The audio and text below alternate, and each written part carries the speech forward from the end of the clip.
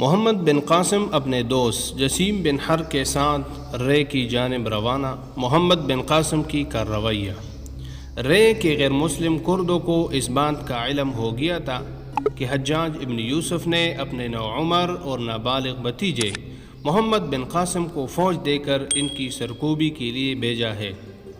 انہوں نے اس کی پیش قدمی کو روکنے کے لیے اسے راستے میں ہی روکنے کا فیصلہ کیا تاکہ رے محفوظ رہے۔ انہوں نے اصفر شہر کے باہر رتیلے میدانوں میں محمد بن قاسم کا راستہ روک لیا۔ دونوں طرف سے جنگ کی تیاریاں کی گئی۔ محمد بن قاسم نے لشکر کو دو حصوں میں تقسیم کیا، ایک حصے کو اپنے پاس رکھا اور دوسرا حصہ جسیم بن حر کے حوالے کر دیا۔ اس کے بعد محمد بن قاسم گھوڑے پر بیٹھا، اپنا چہرہ قبلے کی طرف کر لیا اور سجدے کی حالت میں یہ دعا مانگی: اے رب کریم، اصطفر کے ریگستان کے میدانوں میں تیرے سوا کوئی میری فوج کا نگہبان نہیں ہے۔ ہم تیری رضا کے لیے نکلے ہیں۔ اگر تو چاہے تو ان غیر مسلم کردوں کے سامنے تیری نصرت کے سہارے فتح حاصل کر سکوں گا۔ دعا مانگنے کے بعد اس نے اپنا سر اونچا اٹھایا اور اپنے عمامہ کے پلوں سے آنکھوں کو صاف کیا اور اپنا رخ دشمنوں کی طرف موڑ لیا۔ کردوں نے آگے بڑھ کر حملہ کیا۔ جب وہ مخصوص مقام پر پہنچ گئے تو محمد بن قاسم رحمہ اللہ نے اپنی تلوار فضا میں بلند کی اور نعرہ تکبیر بلند کیا۔ جواب میں اس کے لشکریوں نے بھی نعرہ بلند کیا اور پھر فضا اللہ اکبر کی جنگی نعروں سے گونجنے لگی اور تلواریں ایک دوسرے کے ساتھ پیوست ہوتی چلی گئی۔ شام سے پہلے محمد بن قاسم کے لشکر نے کردوں کا تقریباً صفایا کر دیا۔ بہت توڑے کرد جان بچا کر بھاگ جانے میں کامیاب ہوئے۔ محمد بن قاسم کے لشکر نے مال غنیمت سمیٹنا شروع کر دیا۔ اتنے میں ایک مخبر نے آ کر اطلاع دی کہ کردوں کا ایک عظیم الشان لشکر جرجان میں اکٹھا ہو رہا ہے۔ محمد بن قاسم نے وقت ضائع کیے بغیر جرجان کا رخ کیا اور جرجان کے باہر کردوں کو شکست سے دوچار کر کے جرجان کو اپنا مستقر بنا لیا۔ حجاج ابن یوسف کو اس فتح کی خبر ملی تو اس نے محمد بن قاسم کو جرجان اور اس کے گرد و نواح کا گورنر مقرر کر دیا۔ محمد بن قاسم نے اپنے زمانہ گورنری میں شیراز شہر کی بنیاد رکھی۔ محمد بن قاسم نے نظام عدل پر خصوصی توجہ دی۔ انصاف کی بدولت شیراز شہر امن و آشتی کا گہوارہ بن گیا۔ دیکھتے ہی دیکھتے غیر مسلموں کی کثیر تعداد نے بخوشی اسلام قبول کر لیا، جس سے مسلمانوں کی تعداد میں بے حد اضافہ ہو گیا۔ جب شیراز شہر مکمل ہو گیا تو محمد بن قاسم نے اس کو اپنا مرکز بنا لیا۔ راجہ داہر کی سازشیں۔ نرمیش، موہل اور وانگا جب راجہ داہر کے پاس پہنچے تو اس نے ان کا پرتپاک استقبال کیا۔ کافی دیر تک ان کے درمیان مختلف امور پر بات ہوتی رہی۔ ایک فیصلہ کن تجوید پر اتفاق ہو گیا۔ راجہ داہر نے کہا: میں اپنا قاصد سندر داس اور دبیل کے گورنروں کی طرف بھجواتا ہوں تاکہ وہ اپنے حصے کے لشکر پنجگور روانہ کر سکے۔ موہل، تم بھی اپنا لشکر لے کر پنجگور پہنچ جاؤ۔ حارث اور اس کے دونوں بیٹے پہلے سے وہاں موجود ہیں۔ اسی طرح 3 قوتوں پر مشتمل یہ لشکر پنجگور سے نکل کر مکران کا رخ کرے گا۔ نرمیش، تم جاؤ اور اپنے علاقے میں تیاری کرو، اپنا لشکر لے کر مشرق کی طرف سے مکران کی طرف بڑھنا۔ جس وقت مسلمانوں کا سپہ سالار ان سے جنگ شروع کرے تم پشت کی طرف سے حملہ کر دینا۔ اگر تم نے ایسا کیا تو میں تمہیں یقین دلاتا ہوں کہ مسلمانوں کا خاتمہ ہو جائے گا۔ اس لائحہ عمل کے لیے تاریخ اور وقت کا تعین کرنا تمہارا کام ہے۔ راجہ داہر کے جواب میں سب نے اس بات میں گردن ہلا کر منظوری دی۔ راجہ داہر نے کہا: ایک اچھی خبر سن لو۔ سرندیب کا فرمان روا مسلمانوں سے اچھے تعلقات رکھنے کے لیے کسی طرح مسلمانوں کے خلیفہ ولید بن عبد المالک کی خوشنودی حاصل کرنے کے لیے کوشاں ہے۔ اب حج کا زمانہ ہے، اس کے ہاں آباد مسلمان حج اور مقدس مقامات کے لیے جانا چاہتے ہیں۔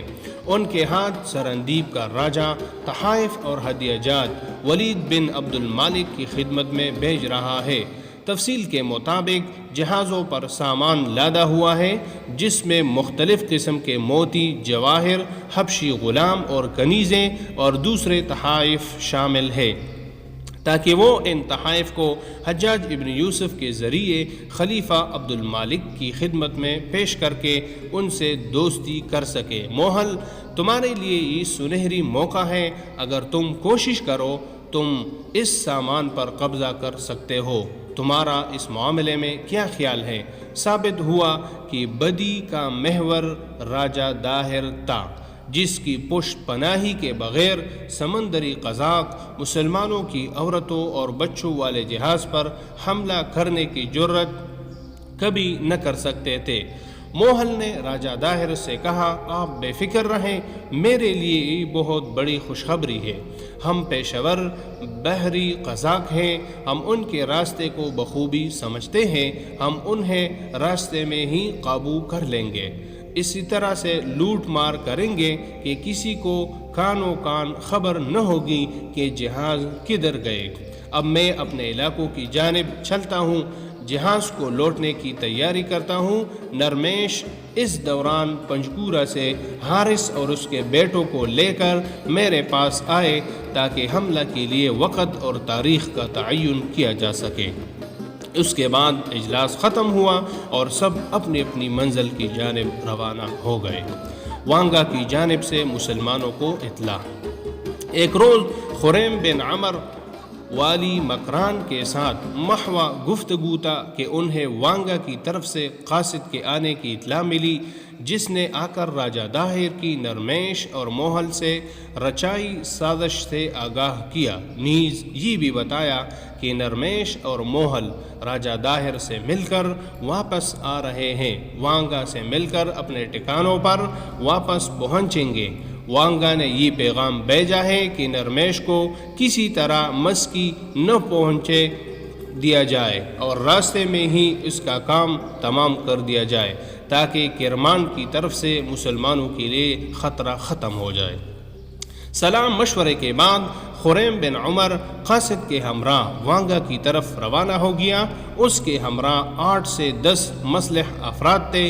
رات ڈلتے ہی خریم بن عمر وانگا کے سردار کی حویلی میں پہنچا۔ وہ خاموشی سے اسے اندر لے گیا۔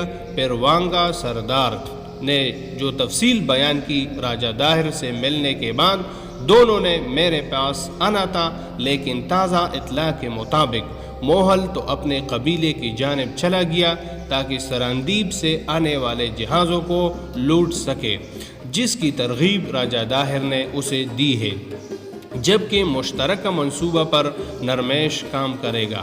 وانگا سے تفصیل سن کر خریم بن عمر نے کہا، وانگا تم نے میرا کام آسان کر دیا ہے، اب میں نرمیش کا خاتمہ کر کے ہی دم لوں گا۔ جب وانگا کو پتہ چلا کہ خریم بن عمر کے ساتھ 10 مسلح افراد موجود ہیں تو اس نے اس کی منت سماجت کر کے اپنے 10 مسلح آدمی کو بھی اس کے ساتھ کر دیے اور ساتھ ہی راستوں کی نشاندہی کے لیے اپنے قاصد کو بھی بھیج دیا۔ وانگا نے ایسا اس لیے کیا کہ طاقت کا توازن کشتوں مسلمانوں کی طرف ہو، جبکہ خریم بن عمر اور اس کے ساتھی جذب ایمانی اور نصرت الہی کے بیل پر جوش و جذبہ کی معراج پر تھے۔ وانگا ایمان کی اس درجہ حرارت کو سمجھنے سے قاصر تھا۔ خریم کی بروقت کارروائی۔ خریم بن عمر نے ریت کے ٹیلوں پر جوانوں کو اکٹھا کیا اور سمندر کی طرف کوچ کر گیا۔ پنجگور سے موہل کے قبیلے کی طرف آنے والے راستے پر گات لگائی۔ دوسری طرف وانگا کی طرف سے مہیا کردہ جانوں کو آگے بھیجا تاکہ وہ ان ٹارگٹ کے آنے کی اطلاع بروقت پہنچا سکے۔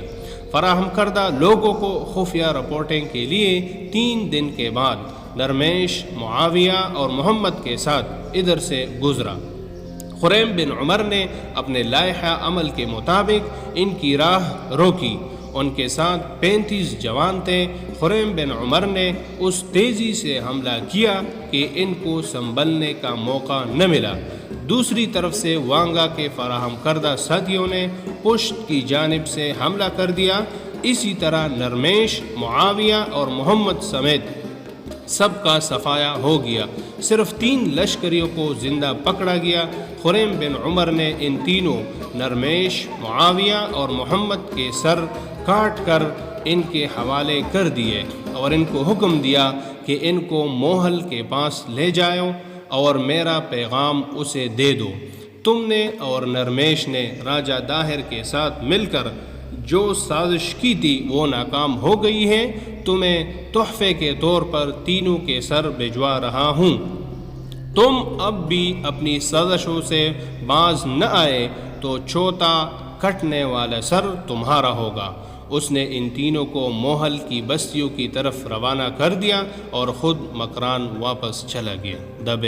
دبیل ایک قدیم بندرگاہ تھی۔ یہ 600 برس سے سندھ کی اہم بندرگاہ تھی۔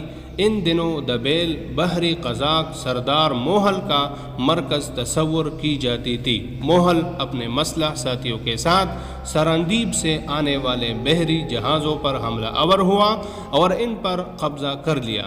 تمام مردوں اور عورتوں کو گرفتار کر لیا اور قیدی بنا کر راجہ داہر کے دارالخلافہ اروڑ بھجوا دیا۔ سب سامان، موتی، جواہرات بھی انہوں نے لوٹ لیے۔ عورت کی فریاد۔